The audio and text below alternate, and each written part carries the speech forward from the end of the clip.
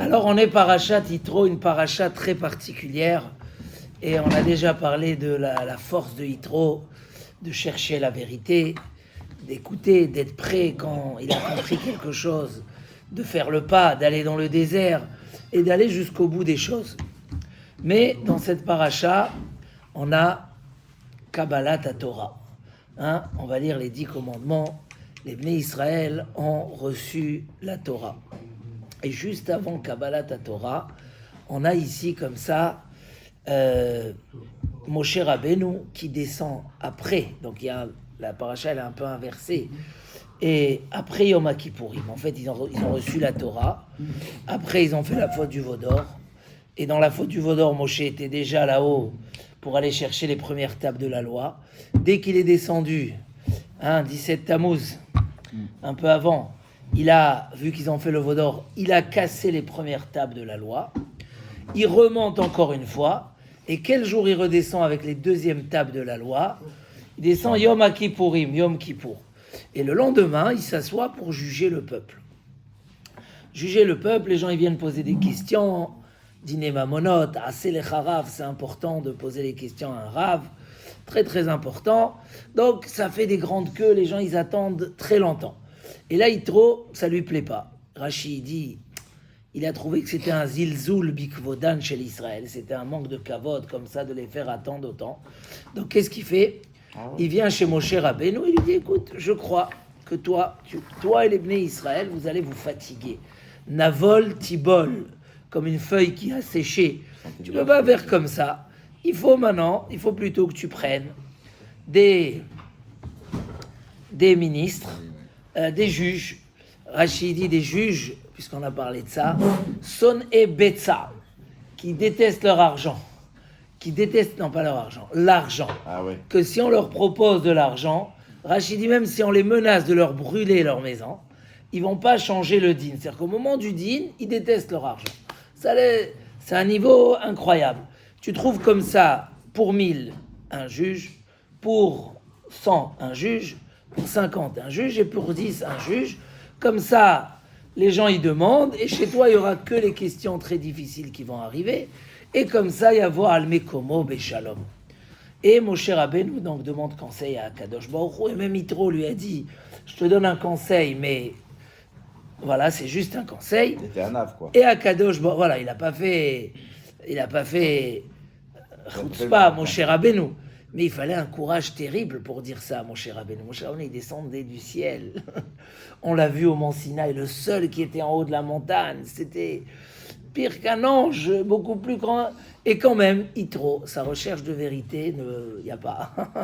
Même si Moshe, il vient, il lui donne ce conseil, Moshe accepte ce conseil. Et grâce à ça, Yitro, il a mérité un vav en plus. Il s'appelait Yeter. Et on l'a appelé Yitro. Pourquoi? Il a rajouté une paracha dans la Torah. Il a rajouté un sujet par son conseil. Maintenant, ce conseil-là, il est évident ou pas? Dans le travail, on le pratique. Quand un homme il voit que il y a trop d'attentes, alors il délègue. Mais c'est vrai, tout le monde pose la question, pourquoi Moshe Rabbeinu avait besoin du conseil de Yitro pour penser de lui-même, tout simplement. Alors, peut-être qu'il n'a pas eu le temps, il a commencé une journée, mais si Yitro il est venu, c'est qu'il a vu que chez Moshe, c'était une méthode.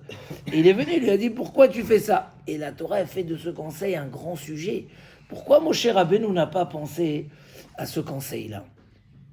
Et pour comprendre ça, il y a ici un très, très beau sujet. On voit que les Bnei Israël ont reçu la Torah au Mont Sinaï, mais après, il fallait qu'elle soit donnée sur des pierres. Ils ont entendu les 10 commandements. Qui c'est qui leur a dit les 10 commandements? Les 2 premiers, c'est Hachem.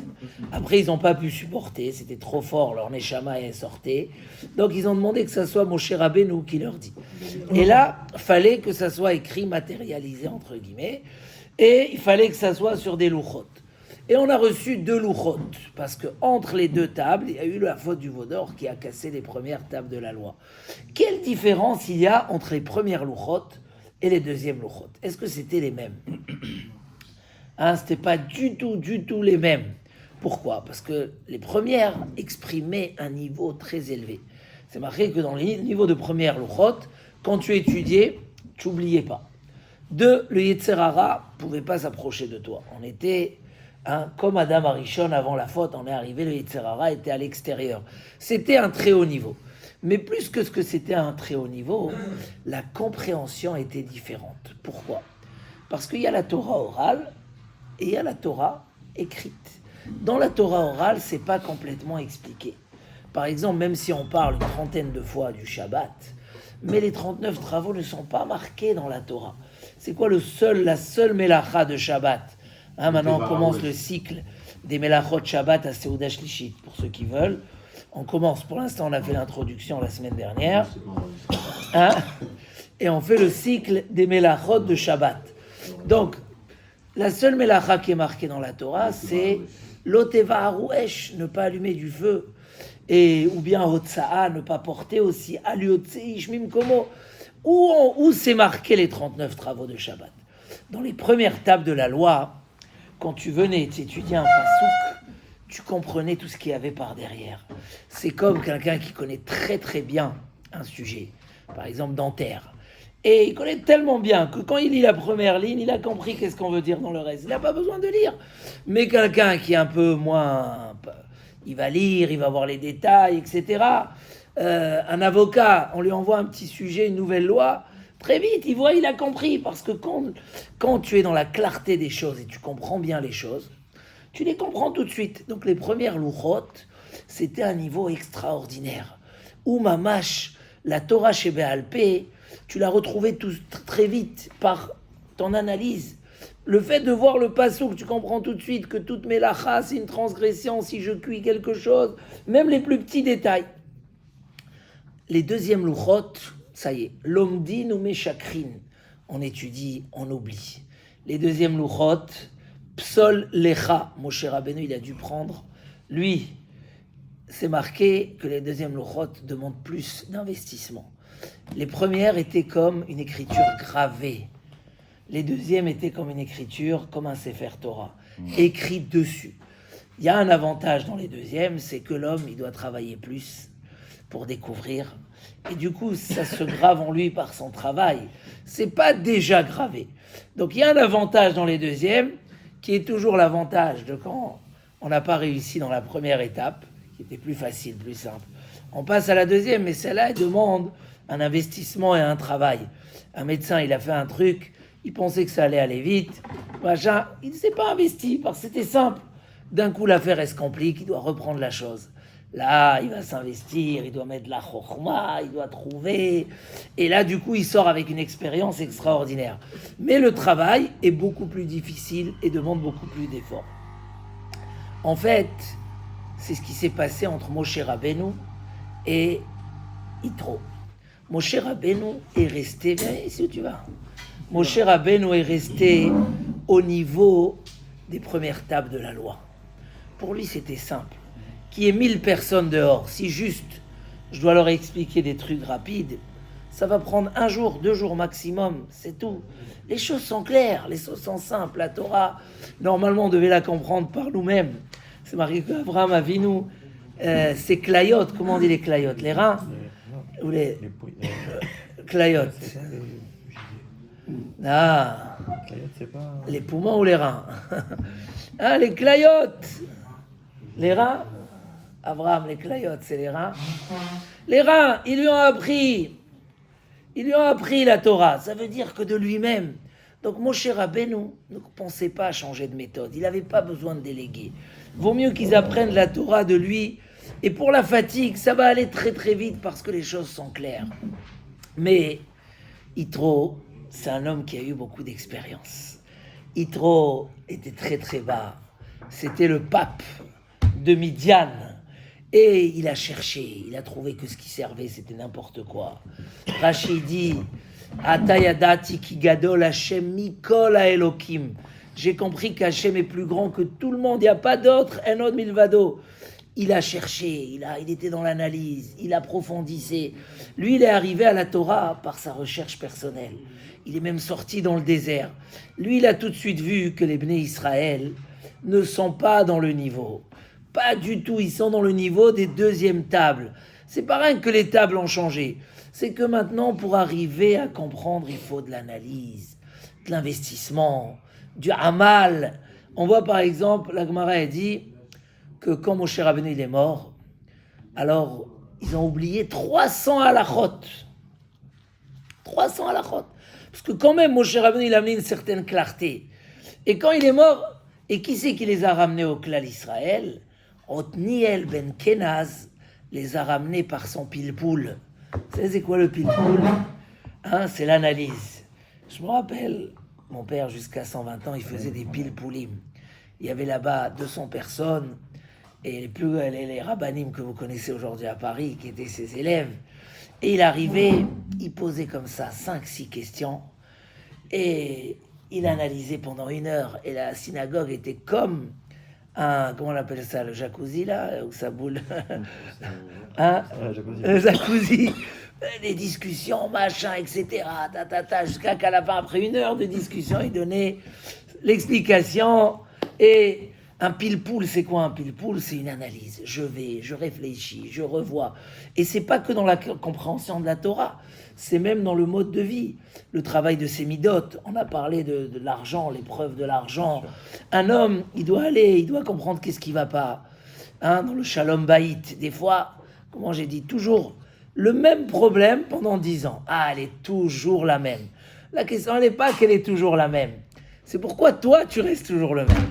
Si tu as compris qu'elle a une sensibilité, même si tu n'es pas d'accord, mais comprends que pour elle, c'est important. Ou dans l'autre sens, comprends qu'il y a des moments où il faut se taire. C'est pas le moment où la logique... Là, il faut parler un autre langage. Et des fois, la même chose. C'est-à-dire que même dans le monde de vie, quand on parle de la notion de Torah chez Béalpé, c'est de comprendre.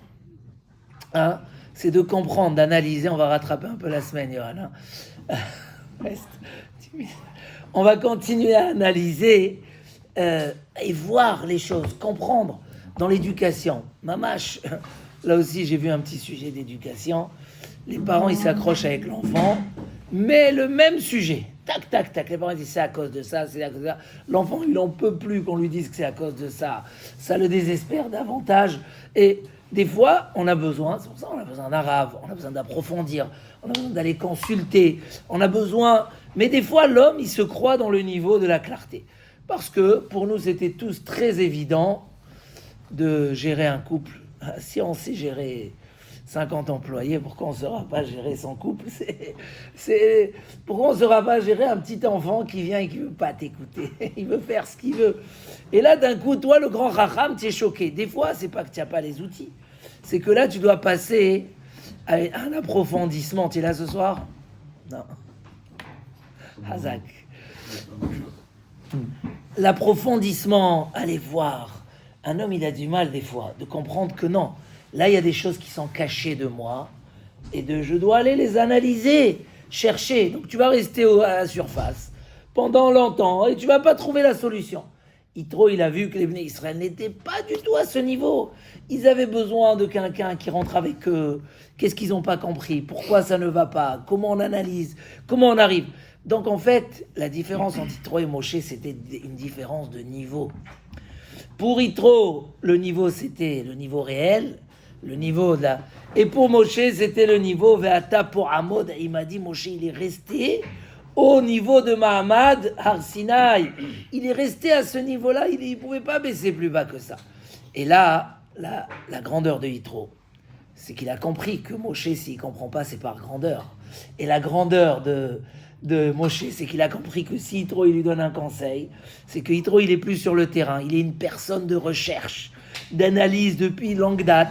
Et là, ça a fait que ça a rajouté cette paracha dans la Torah.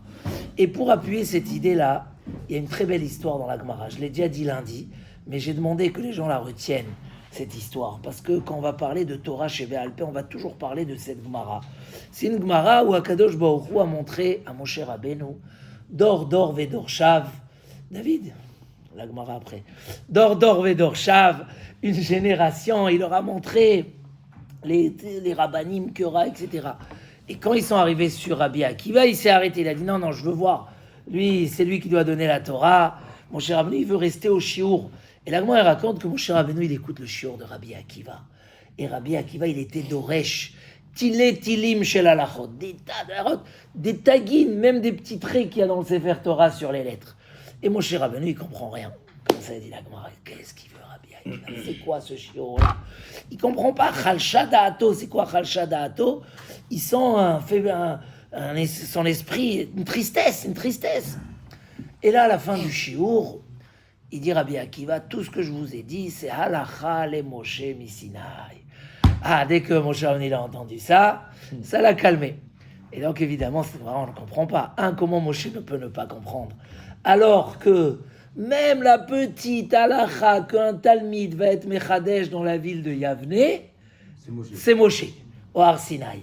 Alors, comment il peut ne pas comprendre? Et s'il ne comprend pas, quoi, Moshe va se calmer parce qu'ils ont dit halacha les Moshe misinaï, mais tu n'as pas compris.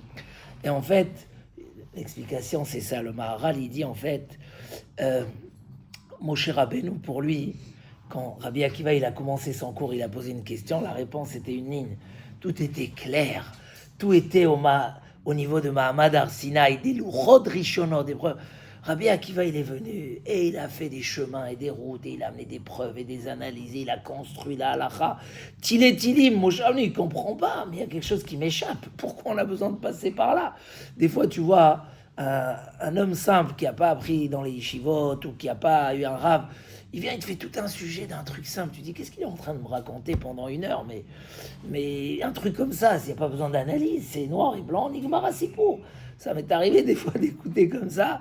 Et tu dis, mais Ribono Shel Olam, en fait, ouais, c'est un Rashi Mefourach, nigmar sipour. Il a fait une paracha. Qu'est-ce que tu... En fait, selon le niveau de la personne. C'est pour ça que Moshe Rabbeinu, il n'a pas compris. Pourquoi? Qu'est-ce qu'il est en train de dire? Pourquoi il arrive par là? Mais il n'y a pas besoin d'amener cette preuve ou ce support ou cette parabole ou etc. Mais quand il a entendu, en fait, c'est notre niveau. Et nous, on a besoin de passer par cette analyse de Torah chez Béalpé parce qu'on est au niveau de l'Ichot Shniot. Mais tout est à la Chale Moshe Misinaï. Ok, très bien. Donc ça a calmé Moshe Rabbeinu. Et donc, c'était ça. C'est pour ça que quand les Bnei Israël arrivaient à Kabbalat à Torah, il dit le Orach Chaim HaKadosh, il y a 3 précisions. Vaïs'o mirfidim. Ils ont voyagé de Refidim. C'est quoi Refidim? Rafou Yedehem Mina Torah. Ils ont relâché de la Torah. Puisque Rafou Yedehem Mina Torah, va y avoir Amalek. Donc d'abord, c'est marqué Vaïs'o mirfidim. D'abord, si on veut étudier la Torah, si on veut avancer, faut s'éloigner de là, du Rifion. Traduction Rifion, relâchement. Le relâchement n'est pas bon, on ne peut pas avancer. Si Yitro n'avait pas fait le pas de dire « je vais dans le désert », il aurait tout compris, on n'aurait pas eu Parashat Yitro. On n'aurait pas eu. S'il n'avait pas fait ce pas, et il dit le Messiah Tesharim, combien de fois un homme il a compris ses obligations, ses devoirs, il a compris où est son bonheur, et il ne va pas. Pas parce qu'il n'est pas d'accord. La lourdeur de la paresse le bloc de ne pas aller. Mamash, il y a aussi dans un autre sens. Des fois, j'étais mitpaël que des gens qui ont beaucoup de travail vendredi, qui doivent préparer des shabbats pleins, ils restent au shiur, ou des médecins, c'est... Non, de rester au shiur. Mais tu vois, des fois, il y a comme ça une pression, l'homme il est pressé. Et c'est pas ce qui le dérange, c'est à quelle heure je vais arriver au travail. C'est comme une alibi comme ça, un lachatz. Je dois partir. Je les vois des fois après discuter 1 demi-heure dehors. Mais il était pressé, il doit aller au travail. Non, il ne faut pas voir quand je dois partir. Il faut voir quand je dois arriver, Béhémet. Comment je peux m'arranger? En plus, il y a cette promesse, cette Seata d'Ishmaïa, quand tu étudies, tu arrives après, les choses, ils vont vite. Tac, tac, tac, tac. Alors que si tu te presses, c'est une promesse, c'est mamash marqué, chad mashmaït. Et des fois, tu vas vivre à la fin, bam, un retard, finalement, tu es arrivé plus tard. Et donc, Vaïs'o mirfidim. Il dit le Orach Chaim HaKadosh. La première chose, vous allez voir demain, d'abord, ils ont voyagé de la faiblesse.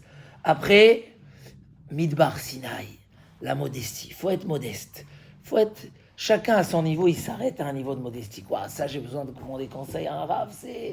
Moi, je vous promets, quand j'étais jeune, j'avais un rave, j'avais un rendez-vous avec lui 1 fois par semaine, on appelait ça l'Itabrut, et j'avais une feuille avec des questions. Et avec le temps, je me suis habitué de lui poser des questions que j'ai la réponse. J'ai la réponse. Pourquoi? Parce que c'était magie. sa réponse me donnait des nouveaux horizons, des nouvelles idées. Donc je me disais, ok, je sais la réponse, je lui demande quand même. Et comme ça, dans le rendez-vous, et j'ai vu ma mâche comment. D'abord, il y a toujours deux approches. Donc toi, tu penses que c'est évident, mais tu n'as pas la... Et des fois, carrément, non, il t'a donné une autre idée. Tu dis, ah, mais c'est vrai, j'ai pas pensé à ça. Donc ce sentiment-là, qu'on est dans la plus haute des clartés, il est faux. C'était ça la force de Yitro, de dire, donc Midbar Sinaï, c'est quoi Midbar Sinaï? Le Midbar, il est écrasé par tout le monde. La deuxième condition pour recevoir la Torah, c'est la Hanava, être un homme modeste. Un homme anav. Et alors, si je pose la question, peut-être qu'il va m'éclairer.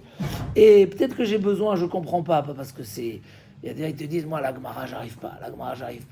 Peut-être faut aller, il faut te rabaisser, il faut comprendre que ce que tu comprends pas, c'est que tu as besoin de l'uchot shniot, c'est la deuxième table de la loi. Et la troisième chose, Vaïchan Sham Israël negedar keish echad belev echad. Il faut être uni, la hardout. La troisième condition, c'est il faut être be'hardout. Pourquoi be'hardout? Parce que par exemple, l'histoire des chavroutot, avoir une chavrouta pour étudier. Des fois, on se dit, bon, si j'ai le temps, jusqu'à que j'ai le temps, une chavrouta, c'est magnifique. Ça t'oblige à venir, premièrement. D'accord? Ton chaver, comment tu peux lui annuler? Une fois, deux fois. Deuxièmement, une chavrouta, ça aide à comprendre. Ça aide à comprendre. Il y a un débat, il y a une analyse. Étudier tout seul, c'est jamais la meilleure des idées. Oui, il y a des choses qu'on étudie tout seul, effectivement. Il y a des choses qu'on peut étudier tout seul. Mais il y a des choses, se faire une chavrouta, c'est magnifique. Moi, j'ai vu des gens, ils ont pris des chavroutot pendant des années. Des années. Regardez, venez ici, par exemple, il y a justement un dentiste. Il vient tous les dimanches, après-midi, il a sa chavrouta. Dimanche, c'est compliqué. Mais bon, quand tu réalises que rester toute la journée dimanche à la maison, c'est sécher. D'accord, on aide un peu, on est avec sa femme, avec les enfants, mais à un moment...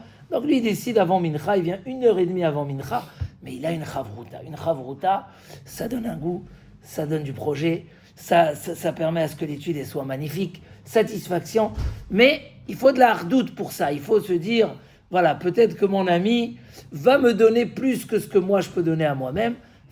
On se fixe des chavroutot comme ça dans toutes les bâtés midrashot, ici aussi, mais beaucoup plus. Sur ce point-là, on n'est pas les plus forts, je vais dire, que les gens doivent se fixer des chavroutot. C'est les 3 conditions pour recevoir la Torah. Yitro, Mamash, il s'est montré extraordinaire dans ces 3 choses-là. Et il a mérité Iter Parasha Achat Batorah. Vous savez, c'est quoi? Un homme qui est déjà arrivé en haut de la pyramide, hein, il est déjà devenu le pape de Midian, et il continue à chercher la vérité. Et les gens, ils arrêtent, ça y est. Quelle modestie il faut dire pour dire je me suis trompé, peut-être je me suis trompé. Et ça lui a coûté cher. Hein, comme il dit Rashi, ils sont arrivés, ces filles puiser de l'eau, ils les ont renvoyées. Mon Javni, il a dû se battre pour eux. Il y a un midrash, ils les ont jetés dans l'eau. Ils détestaient Yitro, c'est quoi ça? Tu es déjà conseillé de Paro. Hein, tu es déjà conseillé de Paro. Qu'est-ce que tu vas chercher maintenant? Il est antisémite, pas antisémite. Bon, on dit que Paro, il veut arranger le pays. Comme ils font beaucoup aujourd'hui. Ils ne sont pas antisémites, mais quand ils veulent garder leur place, on est obligé de soutenir un peu. Non, Yitro, il avait cette force-là. Il n'y a pas de réfidim. Pour la vérité, il n'y a pas de faiblesse. Il y a du mensonge ici, je m'en vais. Ça aussi, ça a dû lui coûter cher. Il a perdu sa place en Égypte. Mais le prix, il est payé plus tard. Hein? Ses enfants, c'est quoi? Ils ont mérité. Yashvu Banav Belishkat Agazit. Il a mérité d'avoir ses enfants dans la plus haute place judiciaire du Beth Amikdash. Vous savez, ceux qui étaient dans l'Ishkat Agazit, il y avait là-bas Mordechai Hatzadik, Shimon Hatzadik. C'est marqué que pour être à l'Ishkat Agazit, il fallait connaître 70 langues déjà. En plus, il fallait connaître toute la Torah, tous les psakim, tous les machins, l'astrologie, les 7 sagesses. Il y a 7 sagesses dans le monde, il fallait les connaître. Et ça, qui était assis là-bas? Les enfants de Yitro. Parce que Yitro, il avait cette éducation. D'abord, ne pas dire « je connais tout ». Tout le temps être en recherche, je peux faire mieux, je peux trouver, comme on a dit, même dans le Shalom Bayit, éducation des enfants, tu vois que ça va pas d'après la simplicité, dis-toi, il faut aller dans les profondeurs. Si tu comprends que tu n'as pas compris, et que le problème, c'est pas que ton fils, parce que ton fils, il a son Yetzerara, ok, chaque enfant, il a son caractère, c'est pas ton Shalom Bayit, les femmes, Baruch Hashem, Akadosh Baruch Hu, alors il faut maintenant juste comprendre comment ça fonctionne. Avoir cette notion. Il y a des choses qui sont claires, et il y a des fois où on comprend que les choses ne sont pas claires. il faut aller approfondir. Le secret de la Torah chez Béalpé, c'est que quand on va étudier, on commence une Gemara, ça a l'air d'être tout simple. Tu étudies la Mishnah, nickel. Pitom, tu rentres dans la Gemara, tout est renversé. Des fois, la Gemara a dit, la Mishnah, elle parlait pas dans ce cas-là, elle parlait dans un cas particulier. Mais en général, c'est pas comme ça. Alors moi, j'ai appris la Mishnah, c'était simple. La force de l'analyse, d'aller chercher, d'aller creuser, c'est plus dur, mais le résultat, il est meilleur. Quel plus grand succès quand on dit, je comprenais rien, et au Hachem, maintenant, j'ai compris avec les étapes.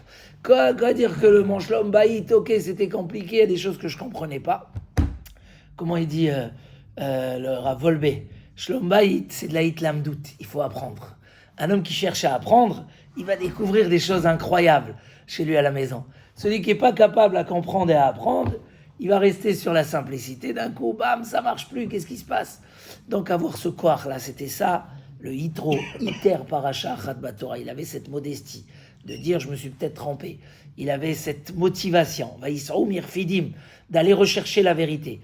Il avait cette ardoute d'aller vers le désert, de s'unir, d'écouter l'autre. Et grâce à ça, même lui, quand il a amené des conseils, c'était des conseils extraordinaires. Chazak, voilà, d'être toujours étape 1, mais c'est quoi l'étape 2? Comme on disait, mon beau-père, il me disait chaque fois, une pièce, elle a toujours 2 images. Ne t'arrête pas sur une image. C'est-à-dire, des fois, vis-à-vis de l'autre, il t'a vexé, il t'a machin. Tourne des fois la pièce, regarde s'il n'y a pas une autre image. Et des fois, tu découvres qu'il y a une autre image. Et voilà, dans tout, c'est comme ça. Bezrat Hashem. Chazak.